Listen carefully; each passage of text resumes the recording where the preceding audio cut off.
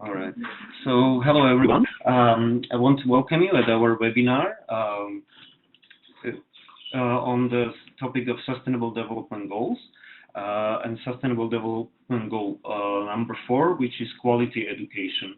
So we have 3 great speakers here that I will introduce shortly. And this project or this webinar is part of a project called SDGs. So it's a project of Erasmus Plus focused on sustainable development goals in the social area. And we have 9 partners. Sorry, I don't know. Yes. So this is the agenda. So my name is Jakub Šimek. I'm moderator of this webinar from Pontus Foundation. Then first we start with Juraj Kubica, who is a senior investment advisor at the office of the Department Deputy Prime Minister's for Office for Informatization and in Investment. Sorry, for investment and informatization. And then we will continue with the practical case study of scaling of social innovation in education area by 2 managers. So senior manager at Accenture, and the manager at Accenture, Zuzana Tankova, and then we will close up with discussion. Maybe first I will introduce some housekeeping rules. So ideas that this webinar is recorded and it will be published actually on YouTube channels. Please use SDGs as a hashtag if you want that for your social media. Your voice will be automatically muted upon joining our webinar, and you can also ask questions and engage in discussions throughout the whole course of the webinar. And also, if you have additional comments, please write us at socisdgs@gmail.com. My name is again Jakub Šimek. I'm from Pontus Foundation. And maybe I will just introduce the topic very quickly. So, Sustainable Development Goals is a set of 17 goals that followed after Millennium Development Goals, and they have this kind of very universal dimension, connecting and uniting rich countries and poor countries, and kind of into something that is also called Agenda 2030. And the idea is, what world do we want to see in 2030? And education is a big part of this, and this is like, therefore, as Sustainable Development Goal number 4 is this like important topic within those 17 goals that is focusing on education.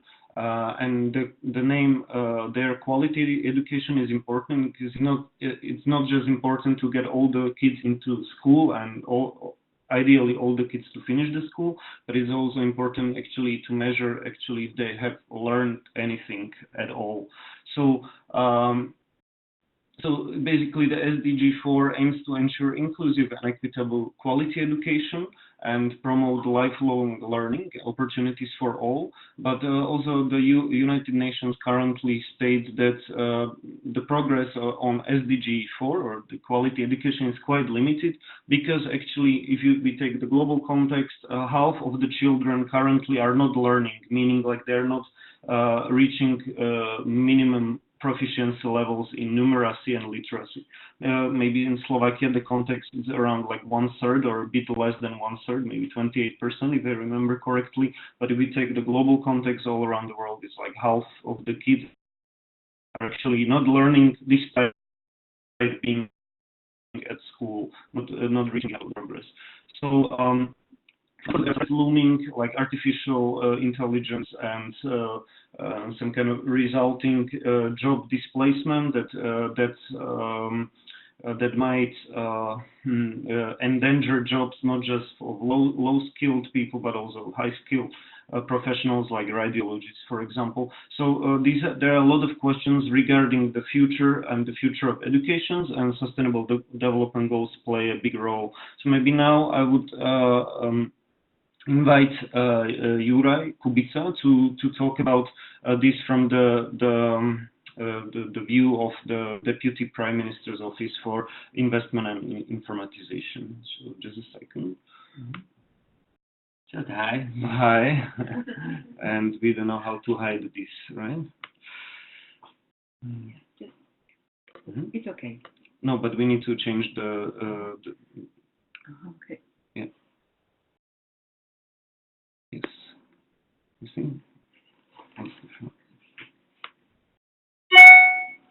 Wait. Okay, sorry.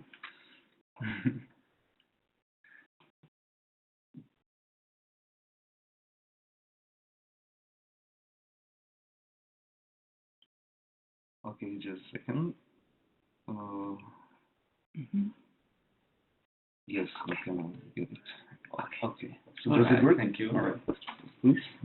If I can see. Juraj, the floor is yours. Wow. Thanks for the floor. Sorry. May I? Thank you.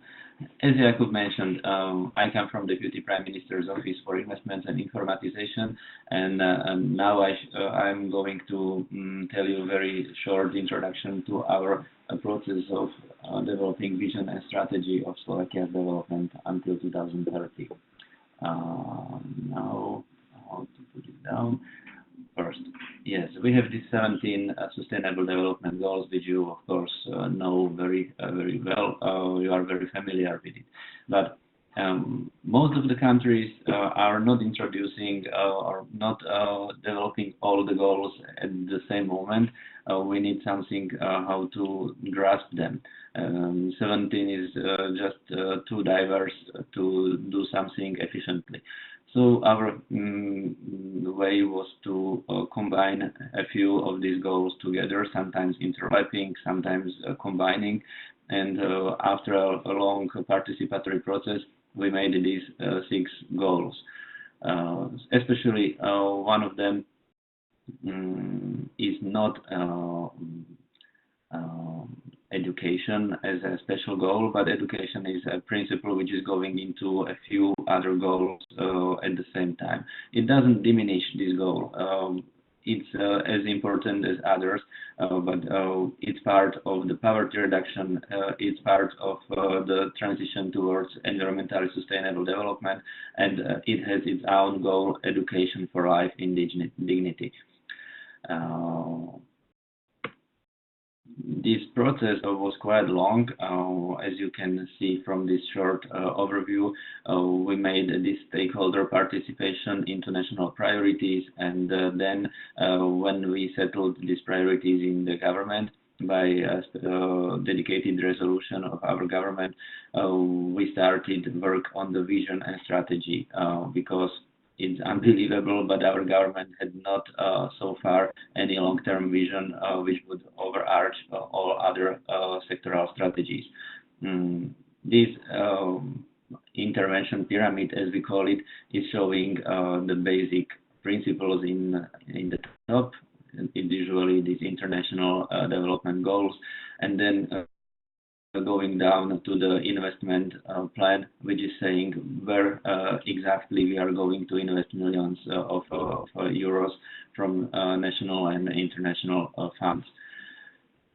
It looks nice in this pyramid, but in fact, if we would show it proportionally, it would look very differently. Up to now, we are not having this long-term vision and strategy, but for example, we have hundreds of sectoral strategies and many hundreds of action plans. This is not working, of course, because there are often contradictions. What to do exactly if one ministry says we should protect forests and another ministry says we should exploit forests for industry, it's just going in the opposite direction. So there are many questions. This is just an example of a few of such questions which we have been contemplating, and we assembled quite a few large panels of experts from diverse background and from different parts of the country, and we have been traveling with these questionnaires or seminaries, asking these questions and looking for answers to small towns and all over the country. And after a few months, we made up this proposal of long-term vision into 4 development programs. These 4 development programs are integrating everything from Agenda 2030, integrating the goals of European Union for next 7-year time frame or work frame, and they are settling the basic principles for aligned strategies of the diverse ministries. For example, the goal 2 says innovative and sustainable economy. In fact, to build future-proof economy which would be supporting and using artificial intelligence, which would broaden our industry into the future, it would need people who are able to grasp these new questions and new topics. And as we know, for example, in the kids who are now in schools will be mostly, in 2/3 of them will be working in jobs which are not yet existing. So how to prepare them? To make this economy of Slovakia innovative and sustainable, we need to transform our schools, and this means transforming the way how we are preparing teachers and how we are working with kids and with the teachers. It's not exactly written in the name of the goal number 2 or program number 2, but it is mostly part of it.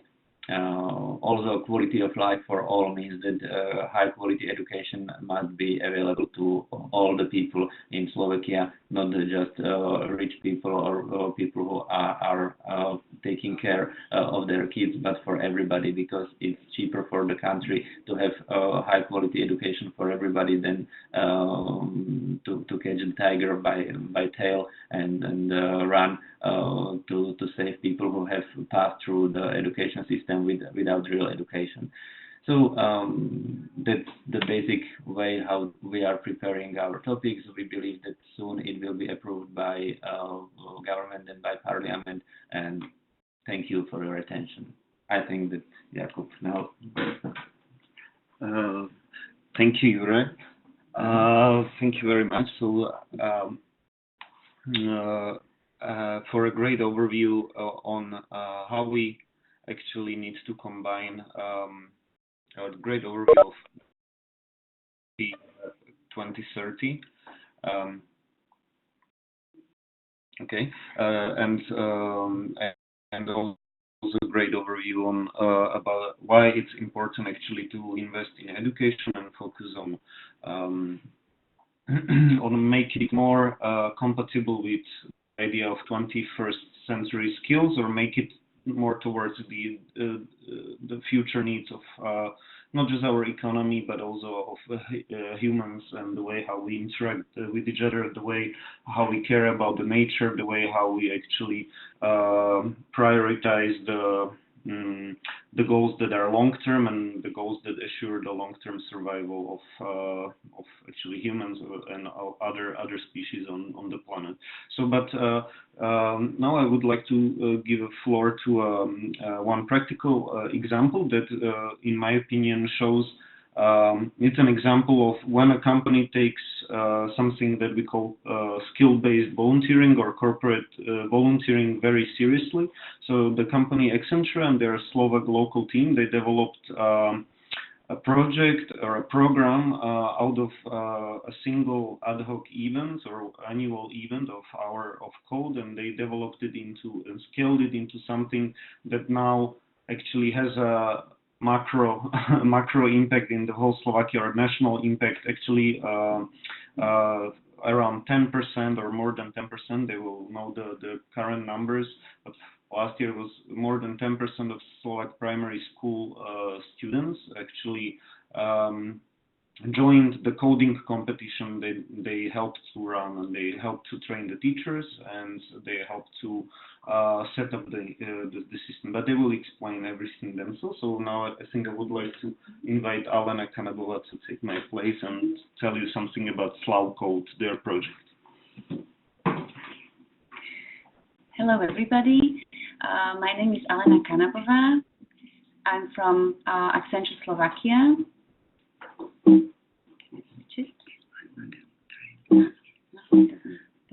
Just a second. Some technical issues in here. Okay. And I'm a senior manager in Accenture Technology. On the top of my regular duties, I'm also leading the Corporate Citizenship Council here locally in Slovakia, which is in charge on various community impact projects conducted by our company. I have my colleague here with me, Zuzana, who's a project manager at the moment, so in case there will be some specific questions, she can help me answer. So first, I would like to provide you with some context for our project. Accenture is a global company providing professional services to our clients with several hundred thousand people around the globe. And corporate citizenship is one of the key parts of our strategy that is aimed at our vision to improve how the world works and lives.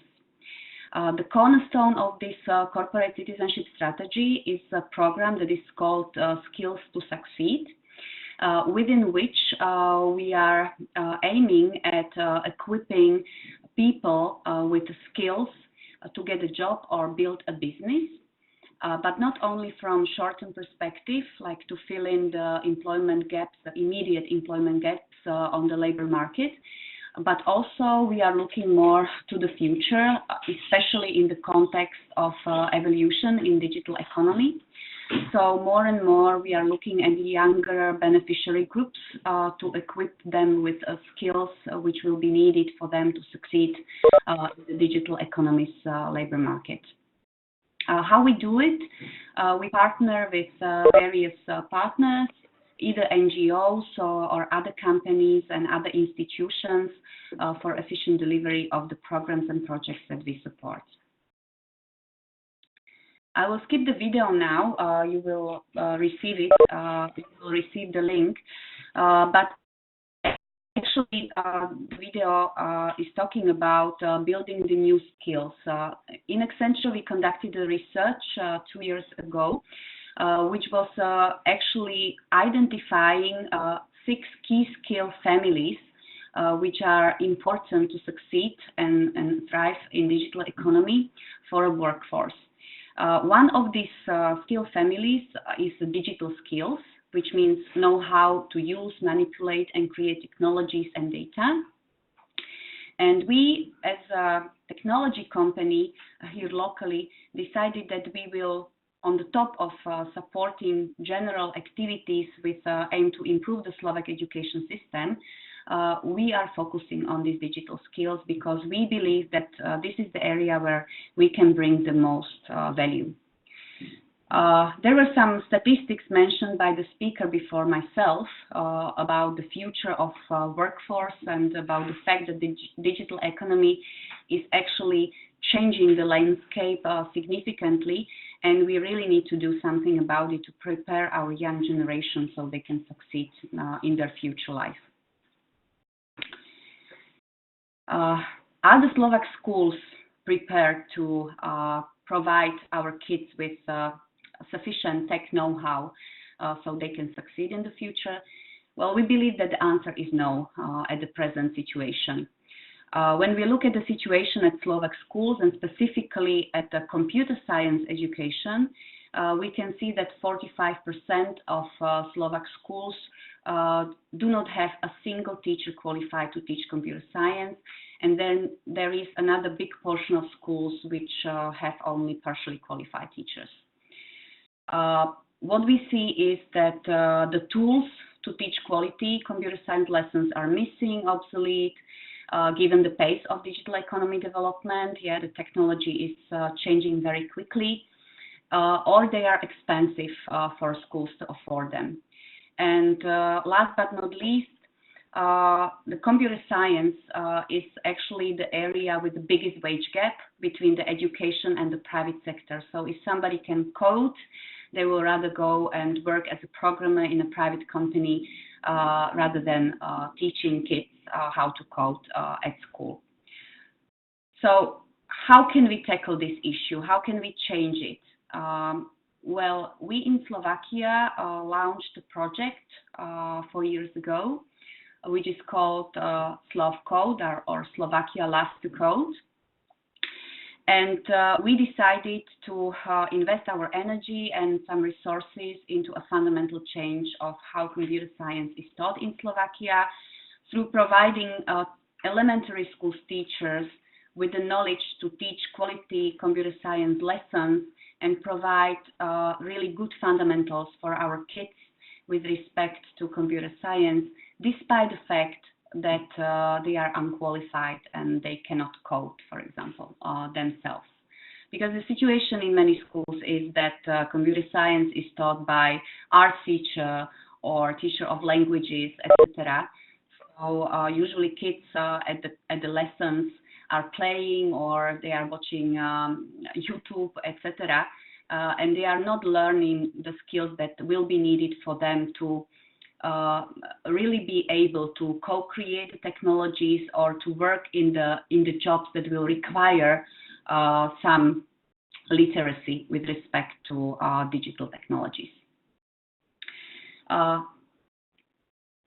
Whether we succeed, I can show you on the next slide, but what we actually did, as Jakub mentioned, from one-shot event, which is called Hour of Code, and it is a campaign that is organized every year in December, within the frame of which our employees are supported or encouraged to go to teach 1 hour of computer science in any school they pick up. We decided to bring this one-time initiative, even if it is replicated every year, to the next level. We figured out that the impact that we made through teaching particular classes, 20 kids at one time, is very small. And then, if we want to increase this impact and make really a fundamental change in the education, we must work with teachers. So we decided to show teachers how to use the tools provided by organization code.org, and these are used within the Hour of Code campaign. Code.org is an American nonprofit organization founded in the Silicon Valley. And the aim or the vision of this organization is to bring computer science to every kid in the world.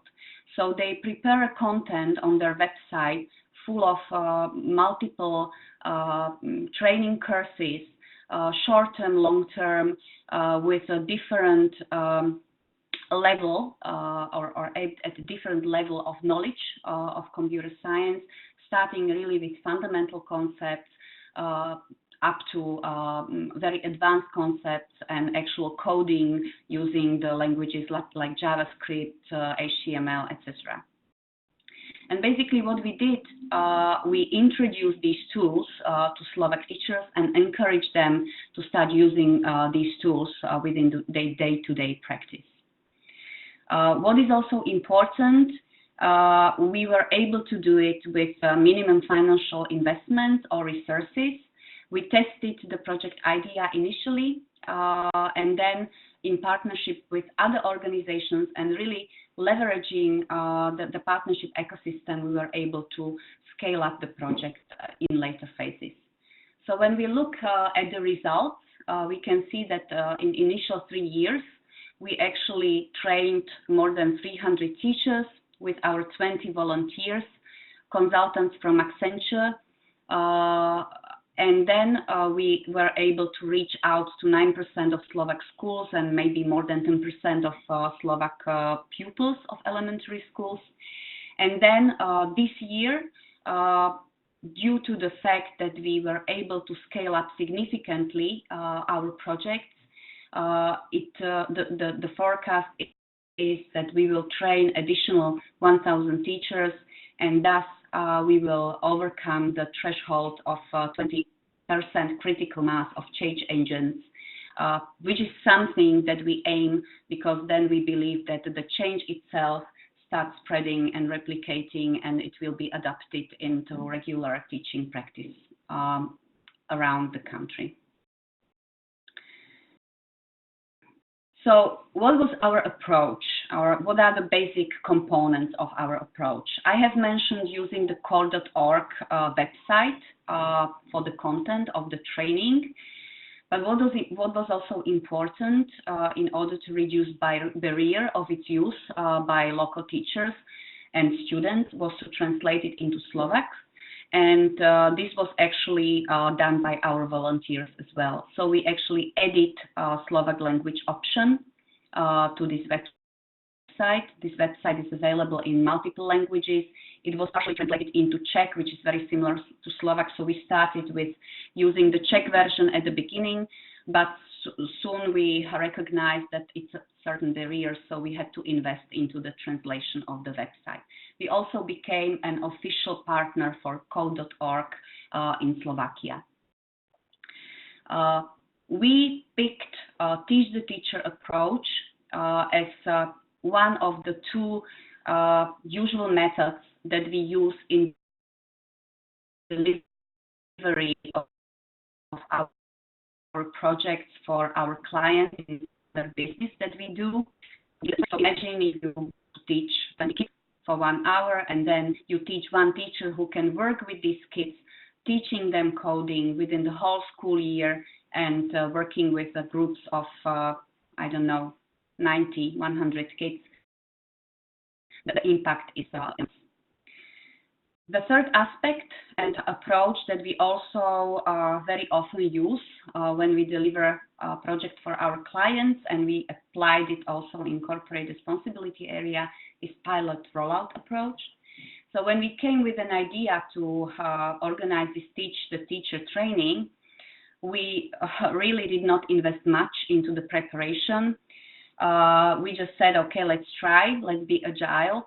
So we organized initial training in our premises, in our office in Bratislava, in the capital city, with participation of up to 50 teachers. And based on the feedback from these teachers, we figured out that yes, this might work. They are interested. They provided us some quite useful input for further development of our training. So then in half a year, we decided to move to the regional centers with our training and organized these trainings for teachers in regional centers like Košice, Banská Bystrica, etc. The next year, we replicated this approach, but we figured out that there are already some limits because the most active teachers already participated in our training. So if we want to reach more teachers, we really need to go to their own districts, yeah, to enable them to participate in the training without the need of excessive travel.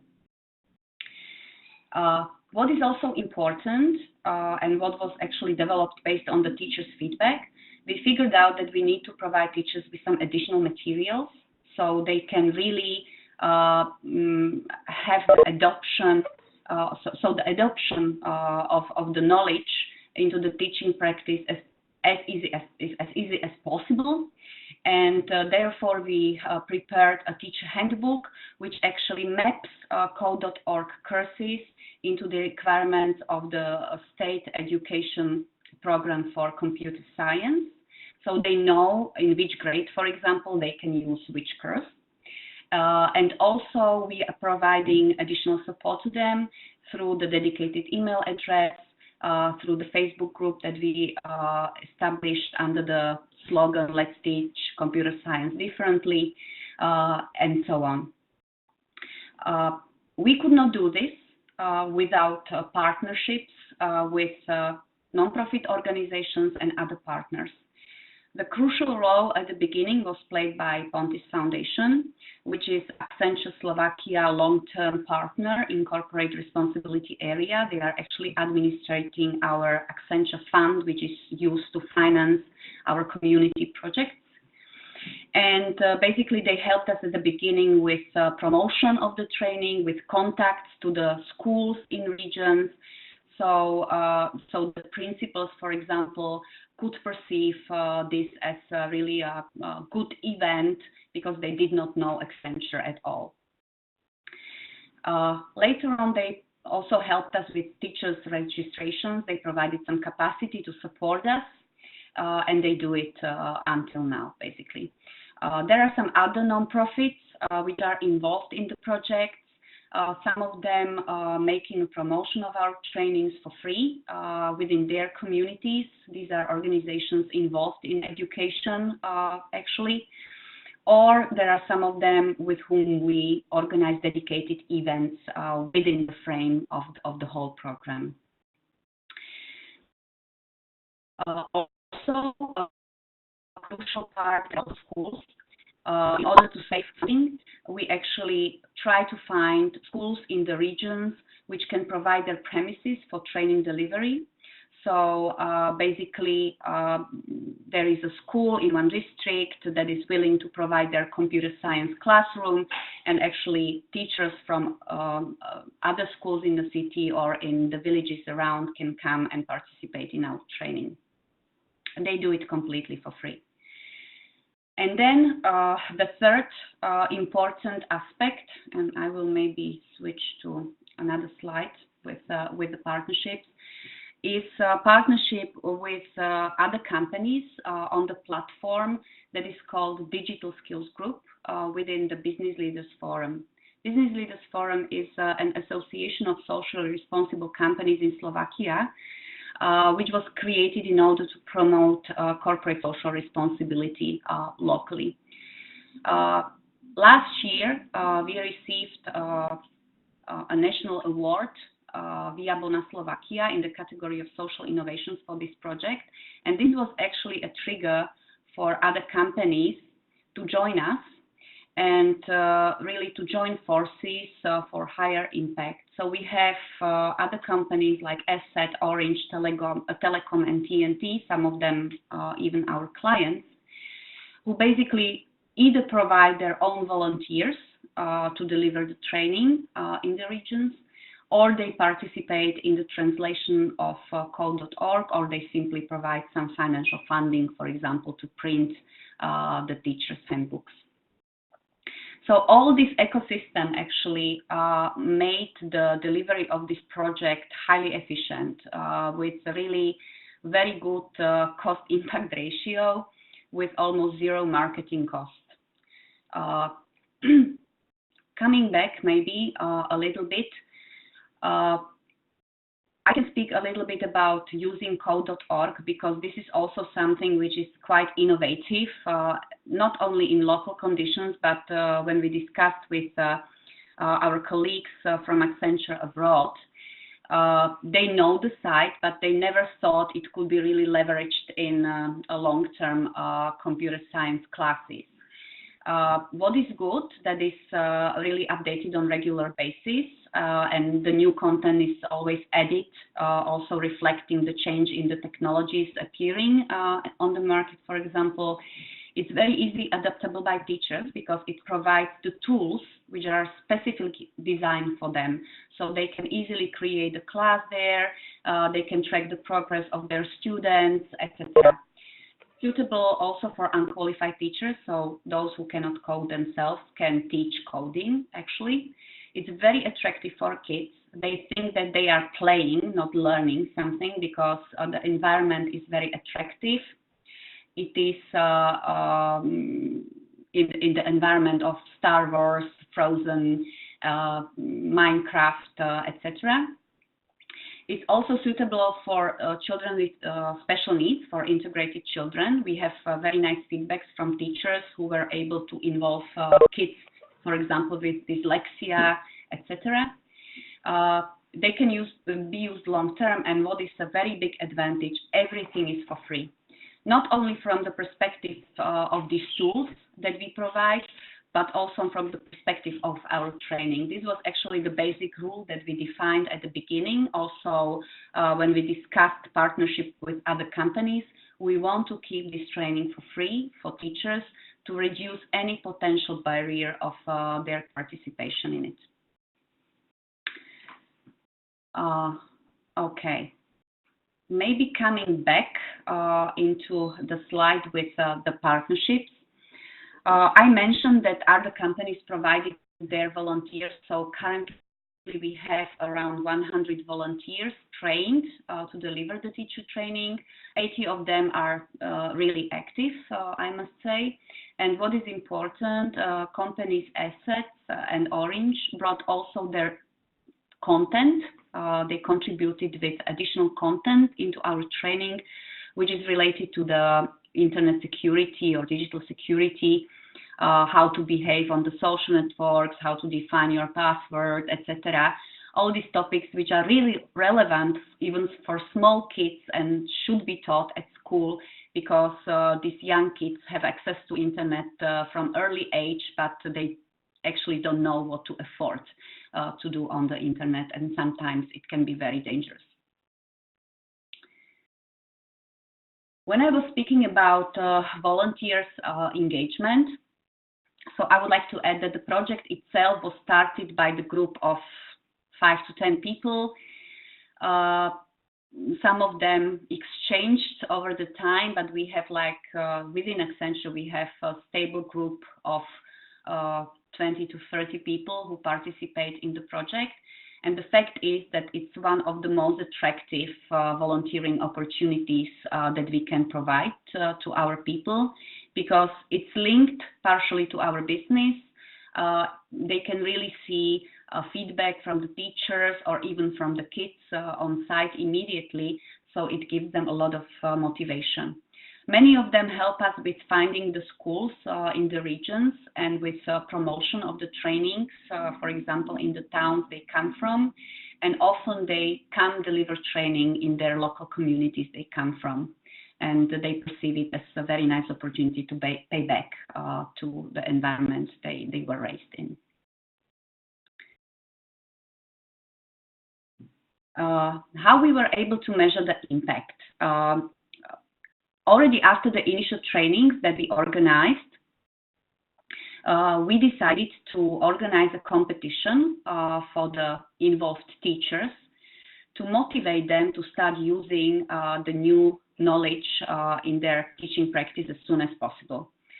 So we actually announced a competition in which they could apply to get some awards for the school, either set of programmable robot sets or some computers, etc., based on the number of kids involved, based on the courses or number of courses the kids went through, etc. We could see how many lessons were completed by the pupils, and also we collected through this competition also a qualitative feedback. So we have very nice quote for teachers, as I mentioned, about involvement of kids with special needs, for example, or they have, or how they have identified the hidden IT talents among their pupils. Very interesting feedback is that we receive from teachers that really the involvement of girls and boys is very equal. Girls are even outperforming boys at some cases, which is very positive news, because we as a company are very much focused on inclusion and diversity agenda. We want to reach equal portion of female and male employees in 2025 globally across all organizational units, not just in corporate functions, for example, but really in the core technology division. So for us, it's very important to engage small girls into technology from early age, because the researchers say that once they don't do it prior to teenage, then it's very hard to attract them to technology. And Slovakia is one of the countries with the lowest portion of women working in IT sector in Europe. Also, we can see that portion is very, very low. So we believe that the solution is to engage girls from early age in technology, in coding, etc. Also, what is very important or very nice is that we have a really huge sponsorship from our leadership for this project. And for example, this year, instead of giving a Christmas gifts for our clients that we usually did in the past, we actually wrote them that on behalf of them, we are dedicating a small amount to fund the awards for the competition for the school. And in case they clicked on the dedicated website, we will double the amount. And this dedicated website actually provided more information about our project and why we are doing it. Also, we provide some prizes for selected kids, but this is really for the best performer or best 3 performers from the competition round. So when we conclude the whole project journey and we look back when we started and when we are now, I think that there are like few important milestones that I would mention. And one of them is really the Via Bona award that we received after we actually trained almost 400 teachers within 3 years. But at that moment, we recognized that maybe it's a limit that we cannot overcome using the previous approach. And thanks to this award, we were joined by other companies from the Digital Skills Group, which increased our training delivery capacity 5 times. And we decided that we will go to every county or every district, which is 79 districts in Slovakia. We started with this approach at the beginning of this calendar year. So we can say that now, as of the end of May, we have almost half of the districts covered. And we continue. What is very important is that the project itself is very easily scalable. And maybe I will just switch in here. Yeah, it's very easily scalable. And also within Accenture, it has been perceived as an example of a good practice.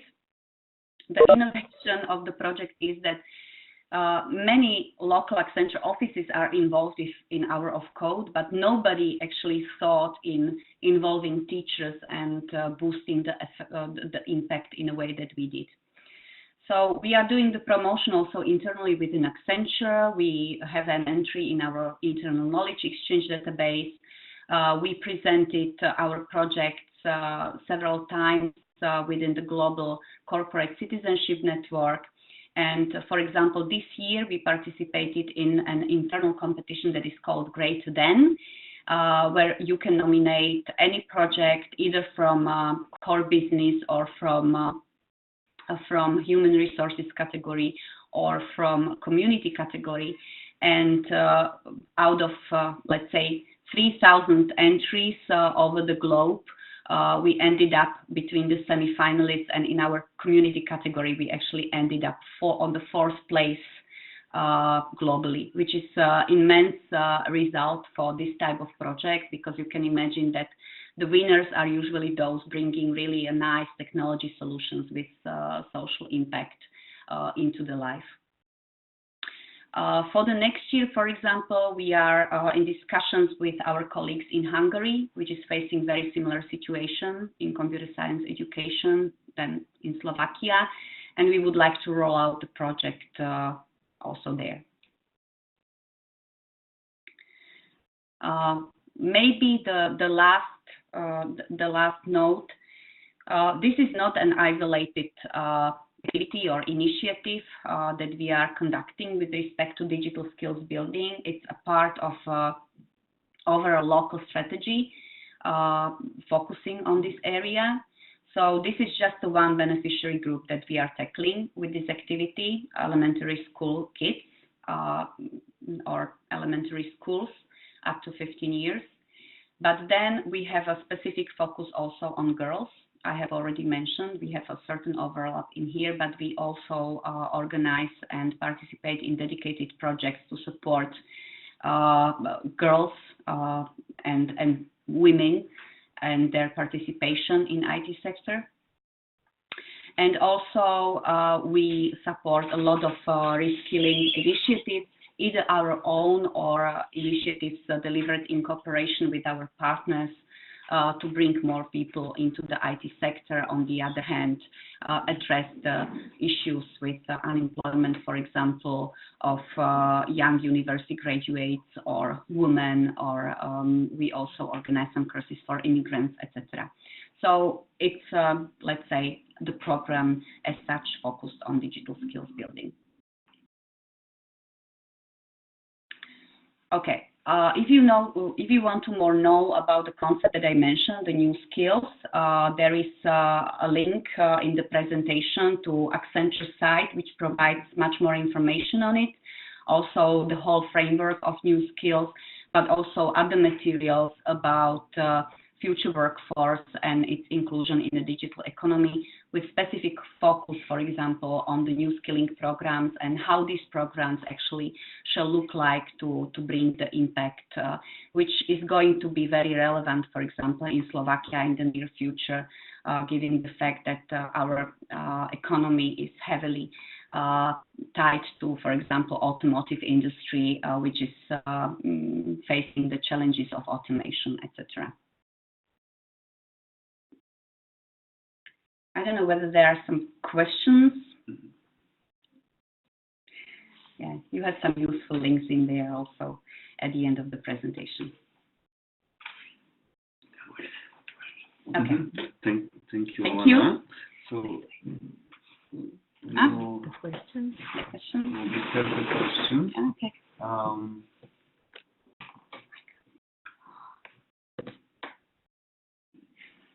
Okay, so let's start.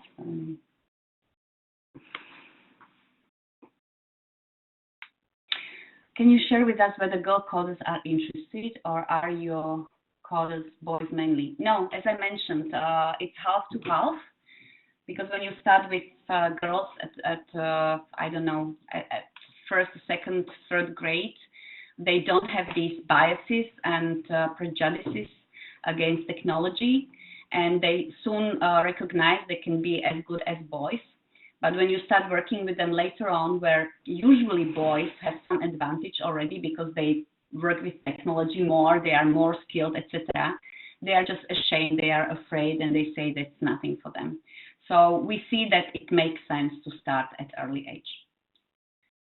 How difficult was it to get schools to take part, and what was your approach?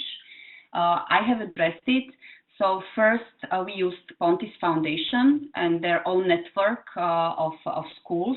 So they approached them, recommending actually our courses to them.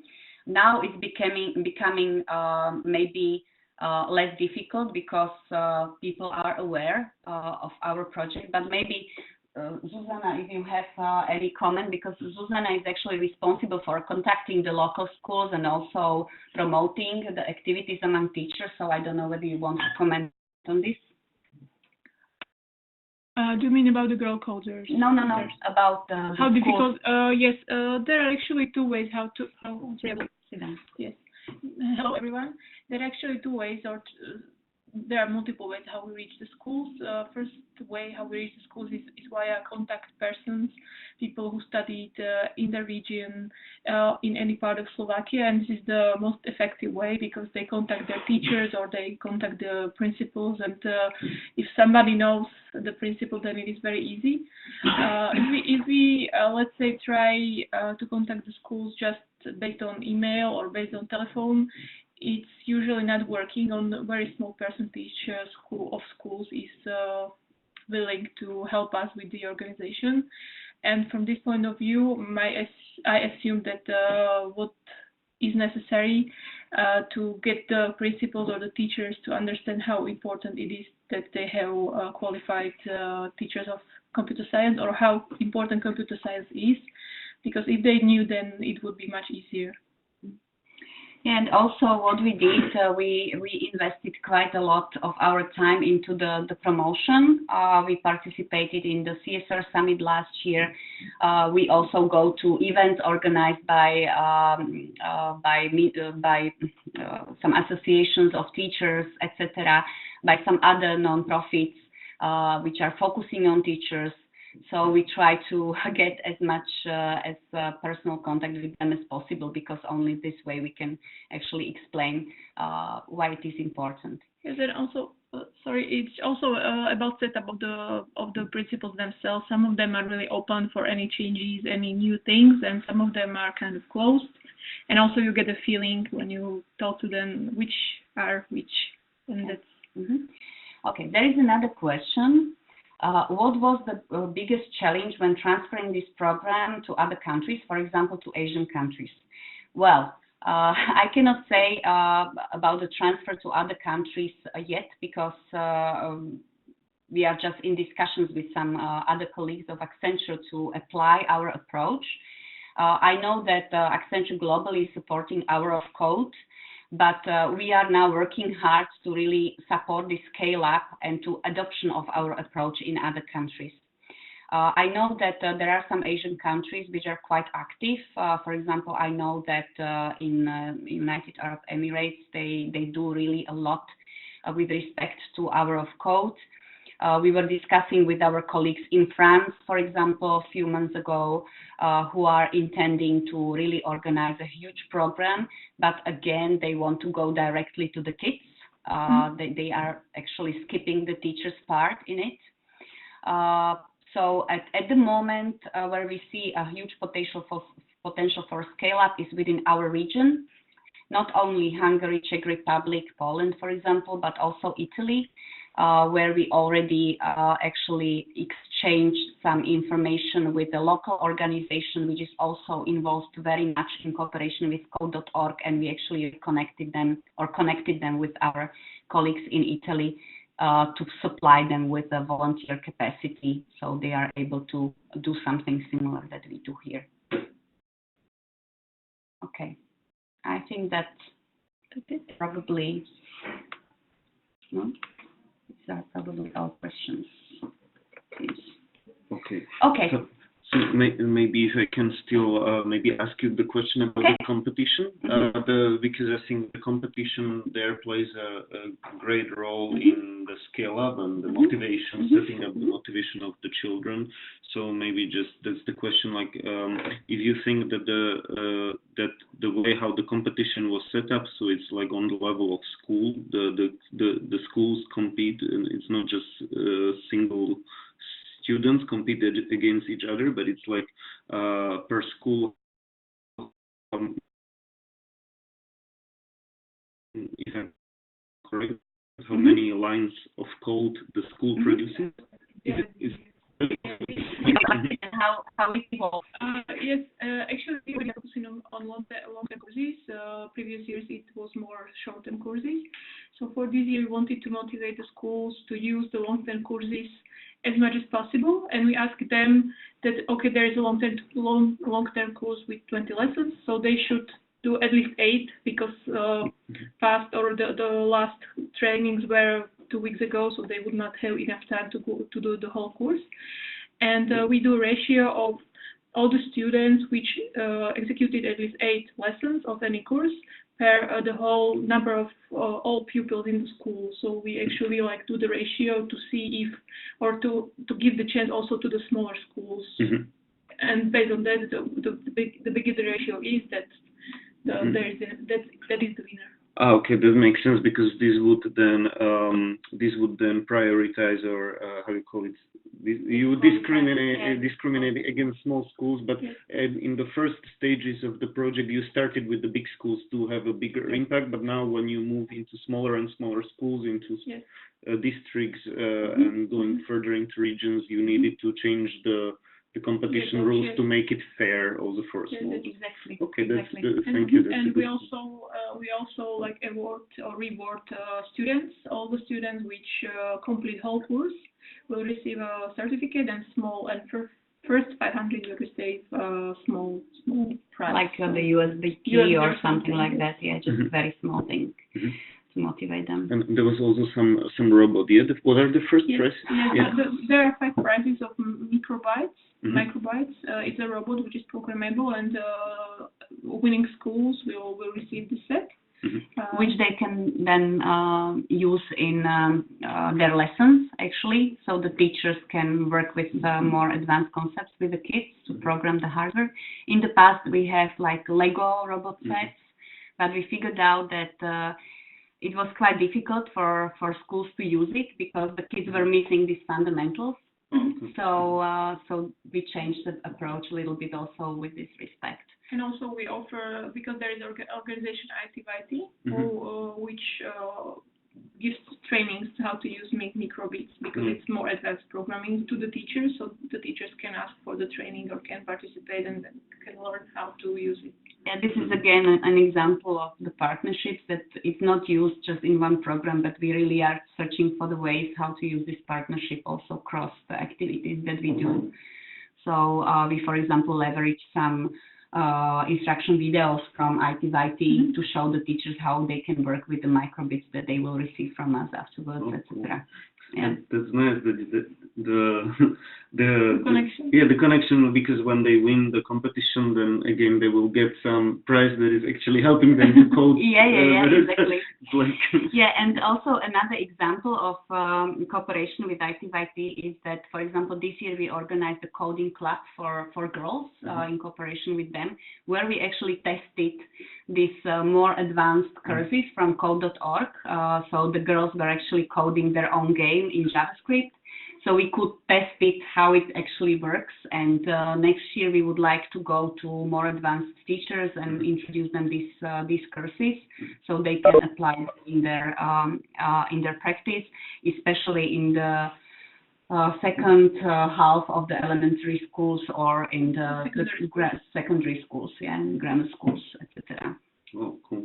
So, thank you. So we are very rapidly approaching our 1 hour mark. So maybe now I would just like, sorry, I need to be closer just to see the. Oh, maybe thank you, Zuzana and Alena, for a great overview and explanation about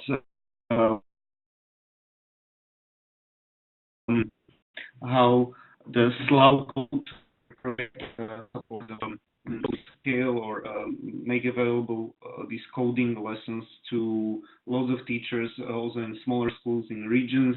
And thank you for this very much. And I thank also for our participants and for everyone who will watch this video or listen to it further.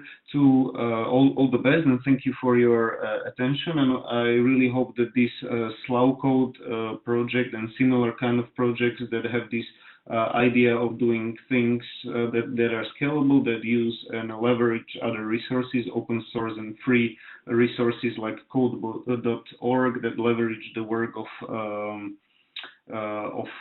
volunteers, of corporate volunteers, that create a community of donors around, not just donors, but community of different stakeholders in pursuit of collective impact, that similar projects like Slow Code can prosper and can kind of help to nurture the ecosystem in Slovakia, but also abroad, nurture the educational ecosystem that will help our kids and help young people to actually gain skills for 21st century, and then find good or pursue a good quality life and well-being. So it's not only about the jobs of the 21st century, but it's also about our attitudes. But I think coding and what we call STEM or STEAM, like science, technology, engineering, arts, or liberal arts and mathematics, something like this paradigm, combining arts and combining technology and coding. You need coding for everything. This is quite important. And again, I would like to thank you to our all 3 speakers, Jurek Kubica, Alena Kanabova, and Zuzana Tankova, for their contributions, and also for a balanced kind of video between, or the views between, what is the bird eye view from the government perspective and what is some bottom-up initiative that is very successful, but that started with 5 to 10 people at Accenture. So thank you for your attention, and thank you for the speakers. Thank you. Well,